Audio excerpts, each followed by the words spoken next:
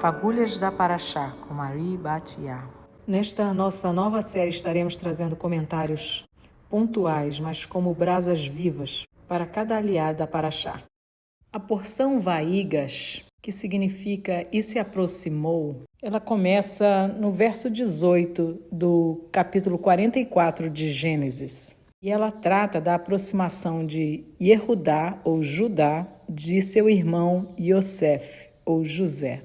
A saga de José e Yosef começa no capítulo 37, onde logo no início ele é descrito como a Toledot, ou geração de Yaakov, sendo o favorito por ser filho da mulher amada de seu pai, Jacó, mas invejado por seus irmãos, não apenas pela preferência do seu pai, mas também por seus dois sonhos. O primeiro deles, com feixes do campo, em que os feixes de seus irmãos se dobravam ao feixe dele. Como a verdade nas Escrituras requer duas testemunhas, no mínimo, aqui temos a testemunha da terra, os feixes do campo. E o segundo sonho, o sol, a lua e 11 estrelas prestavam reverência a Yosef. Uma segunda testemunha do céu, mostrando uma revelação de que ele governaria sobre toda a sua família. Interessante que a história de Yosef é intercalada com a história de Yehudá. E claro, nada nas Escrituras é fortuito ou sem propósito. O último verso do capítulo 37 é continuado no primeiro do 39.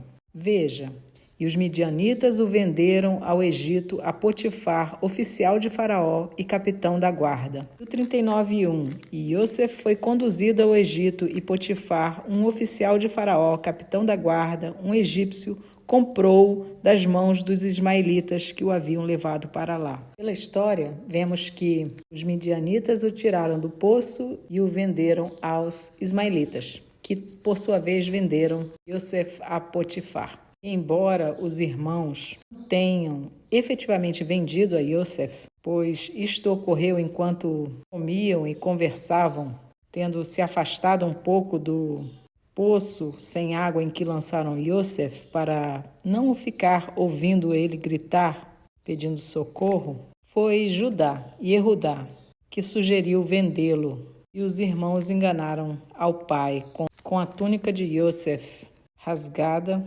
e manchada do sangue de um cabrito. Então temos a história de Yehudá, que se separa da sua família, indo habitar em Canaã, e lá casa com uma mulher cananeia, com a qual tem 3 filhos. Podemos dizer que Yehudá vai para o exílio. Dos 3 filhos que nascem a Judá, o último Selá nasce em Quezib, que em hebraico é uma palavra que vem da raiz de falsidade. Yehudá esquece sua identidade e seus filhos são malignos e Deus os mata.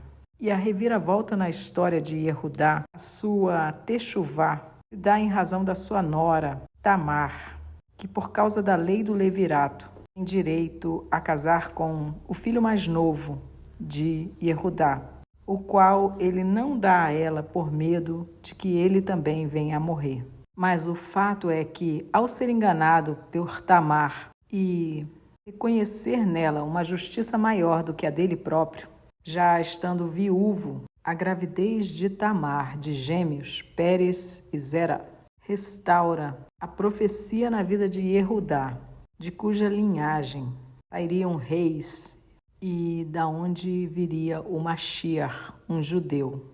E toda essa digressão da história de Yehudá é muito importante para nós sabermos qual Yehudá, quem era este que se aproxima de Yosef, alguém marcado pela perda de 2 filhos, pelo arrependimento de ter traído seu irmão e ter feito o seu pai sofrer com a perda de um filho. Coisa que agora, ele tendo vivido na pele, ele sabia a dor que era. É deste ponto, com esse contexto em mente, que precisamos entender Vaigas, a aproximação de Yehudá de seu irmão Yosef, sendo que ele não tem ideia de que o governador do Egito, de quem ele se aproxima, é de fato o seu irmão, há muito perdido e dado como morto.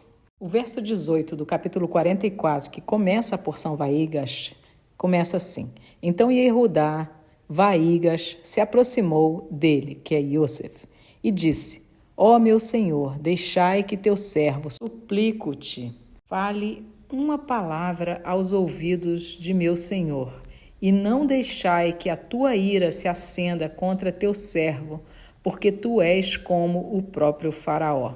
E a primeira ocorrência da palavra Vaigas nas Escrituras nos dá a ver a carga semântica ou de significado que essa palavra porta. Ela acontece lá em Gênesis, capítulo 18, no verso 23, quando Abraão se aproxima do anjo de Yod-Hê-Vav-Hê para interceder para que Sodoma não seja destruída. E o verso diz assim: E Abraão se aproximou, Vaigas, e disse: Tu destruirás também os justos com os ímpios? Se aproximar tem a carga de uma ousadia para interceder junto a alguém que tem o poder para destruir. E embora Yehudá esteja intercedendo por Benjamim, a palavra mais frequente na boca de Yehudá é a palavra pai, o que mostra que a sua preocupação central é com seu pai. E a intercessão de Yehudá é que a sua vida seja tomada no lugar da vida de Benjamim, para que seu pai não morra de tristeza ao perder 2 filhos da mulher amada. Ele se dá por garantidor da vida de Benjamim. E toda essa riqueza de detalhe na história precisam nos levar ao entendimento do sentido profético espiritual desta aproximação entre Yehudá e Yosef. Veremos que na próxima porção, Vaierri, Jacó abençoará cada um dos seus filhos de uma forma profética que será para os últimos dias, Aharit Hayamim. É de se notar também que a esmagadora maioria das profecias no Tanar, Antigo Testamento, vai tratar exatamente da reunião ou aproximação da casa de Judá com a casa de Israel.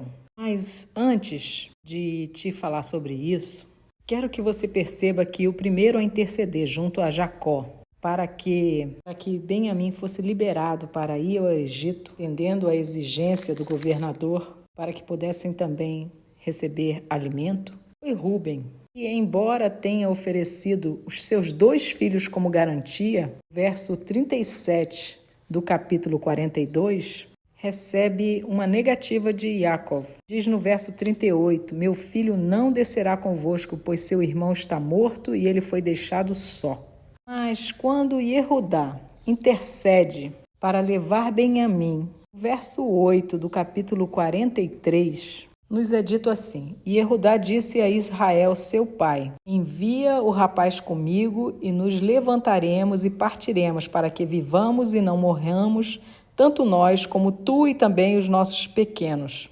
9. Eu serei fiador por ele, da minha mão o exigirás, se eu não o trouxer a ti e o colocar diante de ti, então deixa-me carregar a culpa para sempre. A resposta no verso 11 de Israel é: se precisa ser assim agora, fazei-o. Yaakov, ou melhor, Israel, aceita de pronto. Podemos inferir que a resposta afirmativa vem de uma empatia, pois Yaakov sabe bem que Yehudá sabe o que é perder 2 filhos. Yaakov vê em Yehudá um homem transformado, uma restauração completa. E certamente é por isto que Yosef, após ouvir toda a intercessão de Yehudá no capítulo 44, termina com o versículo 33 e 34, onde a gente lê: Agora, pois, suplico-te, deixa teu servo ficar no lugar do rapaz, como servo do meu senhor, e deixa o rapaz subir com seus irmãos. Como, pois, eu subirei a meu pai, e o rapaz não estando comigo, para que, porventura, eu não veja o mal que virá sobre meu pai? Precisamos enxergar aqui, na atitude de Yehudá, que ele buscou glorificar a seu pai, honrando-o. E podemos enxergar o eco desta atitude de Yehudá na preservação da própria Torá, guardada até o dia em que todo o reino esteja unificado e os irmãos no Egito a possam acessar. E Yosef, José, ao ouvir isto tudo da boca de Yehudá, seu irmão, não se contém em lágrimas, com um choro tão alto, audível por quem não estava nem presente no ambiente. E também Yosef se preocupa com seu pai. Após dizer, Ani Yosef, eu sou José, sua primeira fala é, acaso ainda vive o meu pai? Olhando para a camada profética desta história, precisamos enxergar que esta aproximação se dá numa época de fome na terra. E é fome de sementes, pois gado e animais eles têm. Até os egípcios têm animais, porque quando a fome aperta, Yosef vai receber os animais como pagamento. A fome é de sementes. Na sistemática bíblica, a semente é um tipo da palavra de Deus. Veja a parábola do semeador em Mateus 13. A semente é a palavra de Deus. Está profetizado. Virão dias, nos últimos dias. Veja o que diz em Amós 8:11. Eis que vem dias, diz Adonai Elohim, o Senhor Deus, em que enviarei fome sobre a terra, não fome de pão, nem sede de água, mas de ouvir as palavras de Yod-Hê-Vav-Hê. O desenho é este. Yehudá se aproximará de seu irmão Yosef na diáspora, numa época de fome na terra, fome da palavra de Deus. E na profecia, os dois irmãos representam duas casas de um reino que foi dividido após a morte do rei Salomão, filho de Davi. Quando Reoboão, Iravã, ben Shlomo, filho de Salomão e neto do rei Davi, quando ele assume o trono, o reino é rasgado e dado 10 partes a Jeroboão, Rehavam, ben Niva. E este Jeroboão era um descendente de Yosef, pela tribo de Efraim. E praticamente toda a profecia sobre os últimos dias envolve a restauração do reino de Israel, com a reunião destas duas casas, Judá e Yosef, por Efraim, seu filho mais novo, que acaba por receber a porção dobrada da herança, que é uma parte da bênção da primogenitura, que agora é dividida com Yehudá, ficando o cetro, o governo, com Yehudá, a tribo real. E aponto aqui duas destas profecias da reunião das casas. A primeira, em Zacarias 10, a partir do verso 3, lemos assim: A minha ira se acendeu contra os pastores e puniu os bodes, pois Yod-Hê-Vav-Hê dos exércitos visitou o seu rebanho, a casa de Judá, e fez deles como o seu cavalo gracioso na batalha. Dele surgiu a esquina, dele a estaca, dele o arco de guerra, dele sairá todo o opressor. E serão como homens poderosos que pisam os seus inimigos na lama da rua durante a batalha, e eles lutarão porque Yod-Hê-Vav-Hê é com eles, e os cavaleiros sobre os cavalos serão confundidos. E fortalecerei a casa de Judá, e salvarei a casa de José, e eu os trarei novamente para estabelecê-los, porque tenho misericórdia deles, e serão como se eu não os tivesse rejeitado, pois eu sou Yod-Hê-Vav-Hê, seu Deus, e os ouvirei. E os de Efraim serão como um homem poderoso, e seu coração se alegrará como pelo vinho. Sim, os seus filhos o verão e se alegrarão. O seu coração se regozijará em Yod-Hê-Vav-Hê.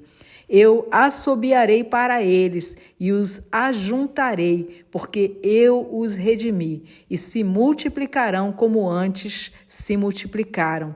E os semearei por entre os povos, e se lembrarão de mim em terras distantes, e viverão com seus filhos e voltarão.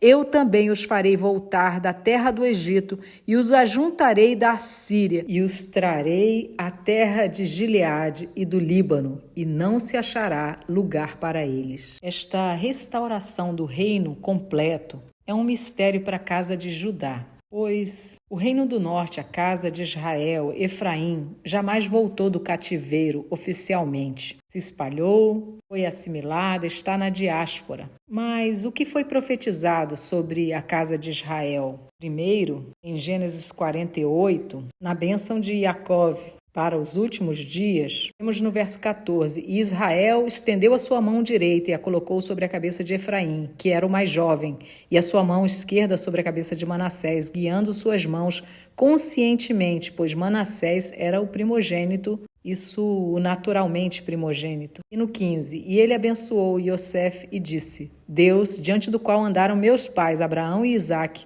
o Deus que me sustentou toda a minha longa vida até este dia, o anjo que me redimiu de todo mal, abençoe os rapazes e permita que o meu nome seja colocado neles e o nome de meus pais, Abraão e Isaque, e que os faça crescer como uma multidão no meio da terra. No final do verso 19, lemos assim, mas em verdade seu irmão mais jovem, que é Efraim, será maior do que ele e sua semente, sua descendência, se tornará uma multidão de nações. Já havia a profecia que Efraim seria espalhado por todas as nações. É fato que as duas casas transgrediram, mas a casa de Israel, o reino do norte, pecou muito mais gravemente, com idolatria contra Deus, a ponto de ser divorciada, em Jeremias 3:8. Ambas as casas adulteraram, foram para idolatria, bem a casa de Judá. Em Levítico 26 nós temos a promessa da bênção pela obediência e a maldição pela desobediência e rebelião. No verso 18 nós temos a punição para a casa de Israel, que diz assim,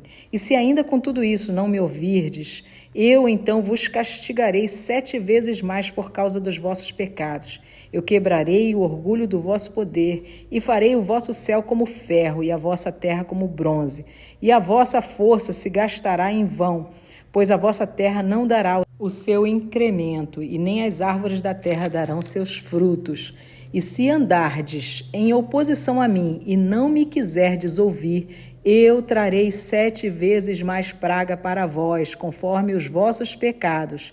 Então, para a casa de Israel, que não quis ouvir, Ezequiel tinha profetizado no capítulo 4, de 4 a 6, que o cativeiro da casa de Israel seriam 390 anos. E se tornou aqui 7 vezes mais. Assim, 390 vezes 7 seriam 2.730 anos. Começados a contar desde o cativeiro pela mão dos assírios em 721 antes desta era, temos o marco do ano 2008, 2009 como o início do retorno da casa de Israel.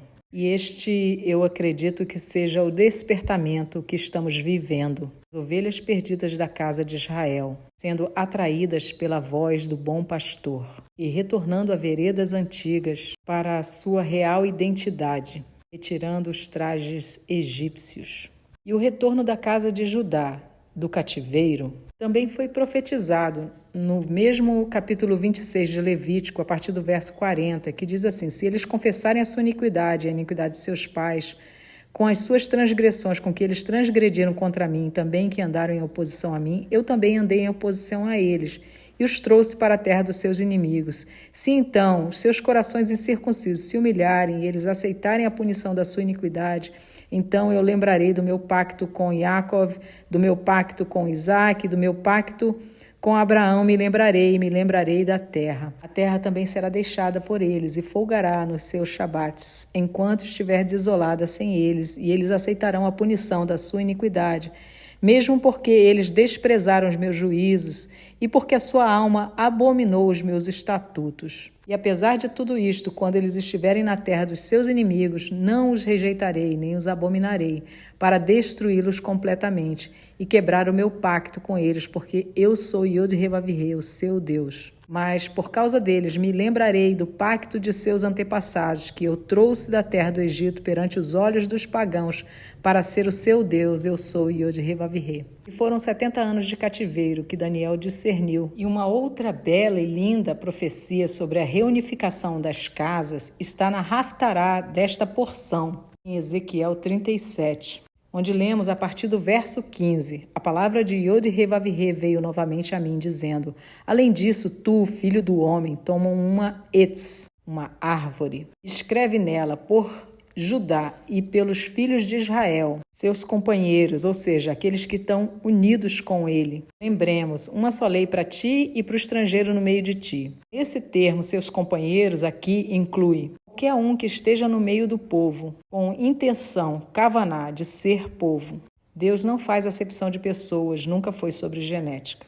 Voltemos ao verso. Então toma outra etz e escreve nela, por Yosef, vara de Efraim, e por toda a casa de Israel, seus companheiros, os que estão unidos a ele, e junta-os um ao outro em uma só vara, e elas se tornarão uma na tua mão. A profecia é uma visão dada a Ezequiel, é chamado de Ben-Adam, filho do homem. Esta profecia é também para nós. Nós somos Binei Adam, descendentes de Adão. Vamos ler até o verso 28 deste capítulo 37. E quando os filhos do teu povo falarem a ti, dizendo: Tu não nos mostrarás o que queres mostrar-nos com estas coisas? Dize-lhes: assim diz Adonai Elohim: eis que eu tomarei a vara de José, que está na mão de Efraim, e das tribos de Israel, seus companheiros, e as colocarei com ele com a vara de Judá, e farei delas uma vara, e elas serão uma na minha mão. Aqui Deus está falando, é o Mashiach que unirá estes dois ramos. É disto que trata Paulo em Romanos 11. Uma árvore, uma oliveira, com ramos naturais e ramos enxertados. Um reino unificado será o Israel de Deus. Verso 20. E as varas em que tu escrevestes estará na tua mão diante dos teus olhos. E dize-lhes: assim diz o Senhor Deus: eis que eu tomarei os filhos de Israel dentre os pagãos, para onde eles foram, e os ajuntarei de todo lado, e os trarei para a sua própria terra. Veja, profetizado a reunião de Efraim, de todos os lugares da terra. 22. E eu farei deles uma nação na terra sobre os montes de Israel, e um rei será rei para todos eles. Aleluia! Isso aqui é o rei Mashiach, Ha-Mashiach. E eles não serão mais duas nações, nem devem ser divididos em dois reinos, nem mais se contaminarão com os seus ídolos, nem com suas coisas detestáveis, nem com qualquer uma de suas transgressões, mas eu os livrarei de todas as suas habitações em que pecaram. Eu os limparei, assim eles serão o meu povo e eu serei o seu Deus. E Davi, meu servo, Davi aqui é Mashiach, será rei sobre eles, e todos eles terão um pastor, aleluia. Também eles andarão nos meus juízos e observarão os meus estatutos e os cumprirão. Estamos vendo isto, o despertamento de pessoas em todos os cantos da terra para a Torá, para os estatutos de Deus, com desejo de viver e obedecer. 25. E habitarão na terra que eu dei a Jacó, meu servo, em que vossos pais habitaram, e habitarão nela, eles e os seus filhos, e os filhos de seus filhos para sempre. E o meu servo Davi será o seu príncipe para sempre. 26. Além disso, eu farei uma aliança de paz com eles, será uma aliança perpétua com eles, e os estabelecerei, e os multiplicarei, e colocarei o meu santuário no meio deles para sempre. Meu tabernáculo também estará com eles, sim, eu serei o seu Deus e eles serão o meu povo. E os pagãos saberão que eu, Yod-Hê-Vav-Hê, santifico a Israel, aqui Israel toda, quando o meu santuário estiver no meio deles para sempre. Mashiach, Yeshua, veio em sua primeira vinda como servo sofredor, filho de José, tipo de Yosef, o sofredor. Isaías 53, traído e rejeitado pelos irmãos, mas voltará reinando como Ben-David, filho de Davi. Profeticamente, a casa de Israel, Yosef, foi para o exílio. Judá se aproximou, indo também para o exílio. Honrou a seu pai, preservando e glorificando a Torá, para todo o povo ter acesso a ela. E o que fez Yosef quando Judá se aproximou? Ele revelou a sua identidade. Yosef é um tipo do Mashiach, mas é também o pai de Efraim, que somos nós, espalhados e assimilados. Precisamos entender o que fazer quando Yehudá se aproximar. Ele diz, Ani Yosef, eu sou Yosef, mas ele fala em hebraico. Para que Yehudá, nosso irmão, se aproxime, precisamos falar a mesma língua e também a terminologia bíblica correta, pois Yehudá não se aproximará falarmos língua estrangeira e tivermos cheios de doutrinas protestantes advindas do catolicismo romano. Então, é preciso que estudemos, discernindo a nossa identidade pela Torá, por quem o Eterno diz que nós somos. Eu creio que também Yosef tenha mostrado aos seus irmãos a sua circuncisão. E nós precisamos mostrar aos nossos irmãos a nossa circuncisão do coração, sendo tementes ao Eterno e obedientes à sua Torá, pois este é o conceito de amor a Deus. Nas Escrituras, leia João 14, 15 e 21. A fome na terra, pela palavra, pela semente, já começou, como profetizado em Amós 8, 11. E a restauração das casas, a reunião dos reinos, também já começou. Sou parte do despertamento de Efraim, espalhado entre as nações, chamado à obediência e maravilhada com a profundidade e a sabedoria da língua hebraica, que o Eterno deu, mas que foi preservada pelo nosso irmão mais velho. E ao retornarmos para casa como o filho pródigo mais novo, o que precisamos não é propriamente evangelizar Yehudá, ele tem a Torá. Precisamos dar a ele a ver que somos o seu irmão, que ele achou que tinha morrido e já não mais existia, mas que o Pai ressuscita de entre os ossos e vivifica para reunificar. Yosef teve 2 filhos. O primeiro, Manassé. Em Gênesis 41, 51, diz que o significado dele é esqueci a casa do meu pai. Espalhados, assimilados, esquecemos a casa do nosso pai, Israel. Mas o seu segundo filho, Efraim, que recebe o nome de Israel, significa Deus me fez abundantemente frutífero.